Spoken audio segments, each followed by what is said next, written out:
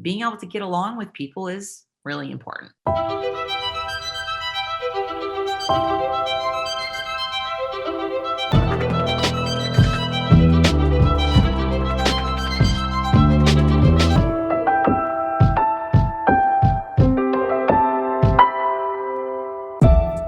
When we talk about emotional intelligence, there are actually five distinct components. It's not just one set of traits. It's actually five distinct types of traits. And all of us are probably higher on some of these and lower on others. So, first of all, people who are high in emotional intelligence have high self awareness. They have a sense of who they are. And that includes being self confident, so they feel good about themselves. But it's also coupled with realistic self awareness. And that realistic self awareness point is really important. We all like to be aware of the things we're good at, our strengths. We don't really like to be focused on the things that we're bad at, as this cartoon says. I want greater self awareness, but can I continue to be unaware of my bad qualities? And the answer is actually no. The people who are high in EQ have a good sense of both their strengths and their weaknesses. And that's really important because it lets people, first of all, work on their weaknesses, so identify things they're not so good at. But it also lets them put together teams, hire people, work on projects in ways that balance out the strengths and weaknesses of each person. I have a dear friend and co-author of several books. She lives in California. I live in Massachusetts. And we are a perfect co-author team because basically everything that she hates doing in writing a book, I love doing, and vice versa. So she is super artistic and creative, and I am really, really not. And so she chooses all the photos, she chooses all like the fonts and the colors and the figures and all of that stuff. And she's excellent at it. And I am really not. And what I really like is I'm kind of a nerd. I really like pouring into the science and the research and reading that stuff. And she finds that kind of tedious and boring. And so I focus on that sort of nitty gritty research part of it. And we're a wonderful team because we both recognize where our strengths and weaknesses lie. Finally, people who are high in EQ have a self-deprecating sense of humor. They don't take themselves too seriously. So when they make a mistake or things go wrong, they understand that it's not life or death, and they're able to sort of laugh it off, poke some fun at themselves, and move along. And that's really important.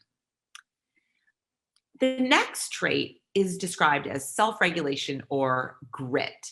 And this is a concept that you may have heard about, but basically what it describes is the ability to do long-term thinking, so to plan ahead and to delay short-term gratification.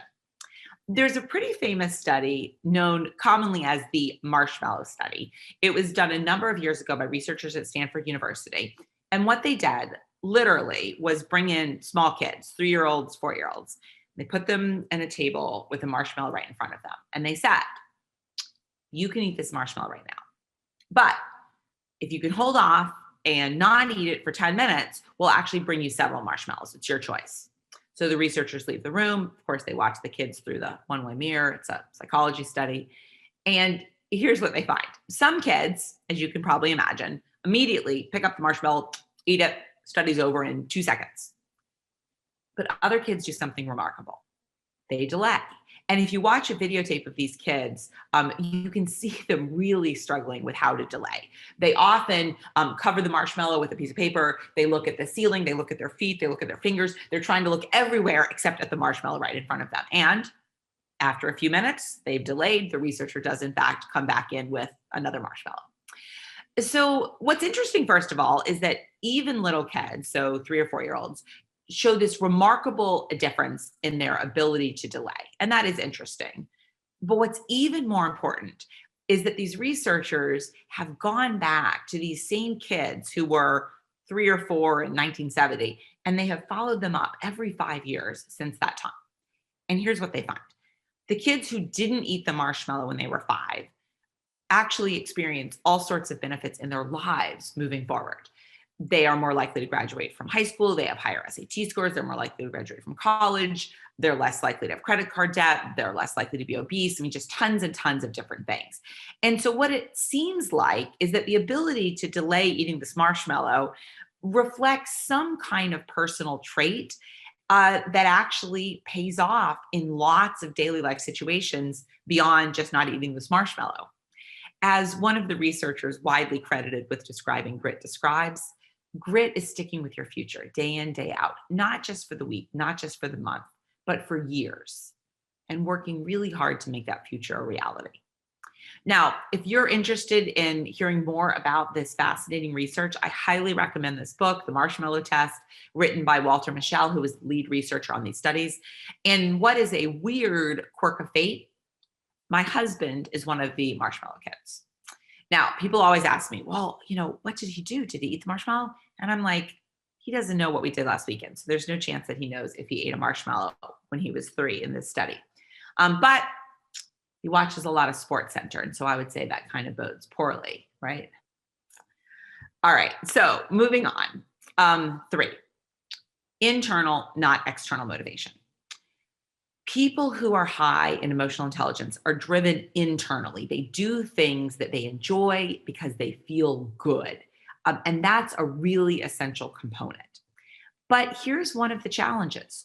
Overwhelmingly in our society, what we see is that things that should be internally, intrinsically motivating, all of a sudden lose their appeal because we provide big, flashy, external or extrinsic rewards for them. And the presence of these big external rewards can actually undermine intrinsic interest. A study was done a number of years ago that examined love of the game among college athletes who were on different kinds of scholarships. Some of the athletes received athletic scholarships, meaning their ability to stay in school for free was contingent on them continuing to play their sport. Other athletes they assessed had academic scholarships, so it was based on their academic performance, and still other athletes had scholarships based on family income, so financial need. And what they found was that athletes who had athletic scholarships, their ability to stay in school for free, required them to keep playing their sport, an extrinsic motivation, actually reported lower enjoyment, lower love of the game. And that's really a classic example of the hazards of this presence of external rewards, that it can unintentionally decrease internal motivation. We see this all the time in school settings. Often children are given some kind of reward. If you read this many books this summer or this month or whatever, you'll get candy or stickers or a pizza party or whatever. And that's the same kind of challenge, is that we want reading, of course, to be intrinsically motivating, enjoyable, not extrinsically motivating. And this is a problem that I worry a lot about as a mom and as a professor. As Stephen Covey says, motivation is a fire from within. If someone else tries to light that fire under you, chances are it will burn very briefly. 4, empathy. People who are high in emotional intelligence are very good at putting themselves in somebody else's shoes, at seeing the world from somebody else's vantage point. And that is extraordinarily important in helping them be able to get along with people because they can understand their perspective. As author Barbara Kingsolver wrote, empathy is really the opposite of spiritual meanness. It's the capacity to understand that every war is both won and lost, and that someone else's pain is as meaningful as your own. Now, we see in psychology a tremendous range in people's ability to feel empathy. Some people feel it very easily and readily, and some people really kind of struggle with that. In one classic, kind of creepy study to demonstrate this individual difference in people's ability to feel empathy, researchers brought in people and they told them they would be working with a partner on a series of tasks. Now, the way this study was set up, one person was going to experience a bunch of really difficult tasks, and the other person was going to record their reaction. Then you heard about the tasks, and the tasks were super unpleasant. So one of them was actually allowing a tarantula to crawl up your arm.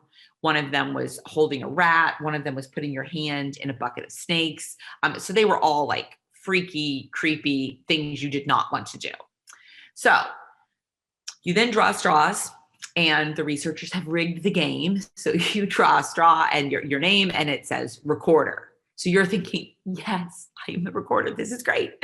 And then A few minutes later, the researcher comes to you with a question. And the researcher says, hey, I know that you got recorder, but as it turns out, your partner is really, really afraid of spiders.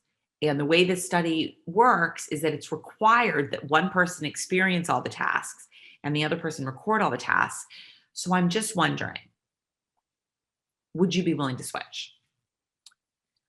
Okay, so now remember in this situation, your partner is a random person. This is not your roommate. It's not your sister. It's not your friend. It's a random person who you are never going to see again. And so the question is, in that moment, what do you say? Are you willing to switch? So some people say, I'm really pretty good at recording. I think I'm going to stick with that. But other people do something remarkable. Other people say, okay, yeah, I'll switch. Now, the good news is no matter what you say, I'll switch, I won't switch, the study ends at that moment. There are no spiders, there are no snakes, there are no rats, whatever. They just want to know what people will say. But that study really illustrates a profound difference in empathy because some people, in fact, even in that situation, are willing to switch with a total stranger to do a series of really unpleasant tasks for what is clearly no motivation on their own part to do so. They're just feeling empathy. And one of the major concerns that I have about this link between empathy and EQ is that there is lots of evidence that suggests that empathy is actually getting harder to find in society. There's been a series of studies that have occurred every year for the last 30 or 40 years of graduating college seniors. And they ask seniors basically to rate their level of empathy. And what they find is that every single time they do this study, empathy levels are lower. Now, maybe that doesn't surprise you because you might have heard about the rise in narcissism in our society. And of course, narcissism is like the exact opposite of empathy, as this cartoon sadly illustrates. Studies show that society is becoming more narcissistic. Interesting, but how does that affect me? And so this one on empathy, I really worry about because if we're seeing a rise in narcissism in our society, that pretty clearly indicates that empathy levels are getting lower, and that's bad for all of us. Finally, social skills. People who are high in empathy are very good at working with other people. They're very good at seeing other people's perspective. They're very good at being able to validate and affirm people. And that means that they get better performance out of people in their work environment, for example. And what research shows time and time again is that if people are in a setting in which they don't feel heard, appreciated, included, they tend to withdraw effort. And they withdraw effort even if doing so hurts their own outcome. In one really clever study designed to test this influence of what ostracism does to people's willingness to help out a group, researchers brought in people to the lab and they were told they were going to be participating in a group of 3 people. But in reality, 2 of the people were accomplices of the experiment, or only one person was an actual participant in the study. So you come in to participate in this study that's supposed to be a group decision-making task where you have the opportunity to earn money and compete with other groups for more money, depending on how well your group does. So you come in, the researcher says, for the next 10 minutes, you can't talk at all because I need to finish, photocopying some stuff that you'll need for your group decision-making task. So don't talk at all. And then they set it up so that one of the people who's an accomplice of the researcher starts throwing a ball around. So all 3 of you are throwing the ball around, just, killing some time. Then here's what's crucial. After 2 minutes of all 3 of you throwing the ball around, really nice, the 2 people who are friends with the experimenter throw the ball back and forth to each other. And they totally ignore the other person.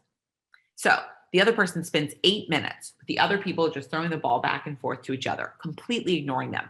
Imagine that scene. And if you watch a video, the person who's being excluded is like, what happened? And they're like trying to make eye contact. They're trying to like intercede the ball. They're trying to get back involved. And yet it doesn't work. Then the researcher comes in and says, hey, here's the materials. Let's see how many ideas you guys can come up with. And as perhaps you can imagine, guess how many ideas the person comes up with who's just spent 8 minutes being totally ostracized by their team members. They come up with 0 because they're like, I hate you. I am not going to come up with any ideas because you know what? I don't care if we lose.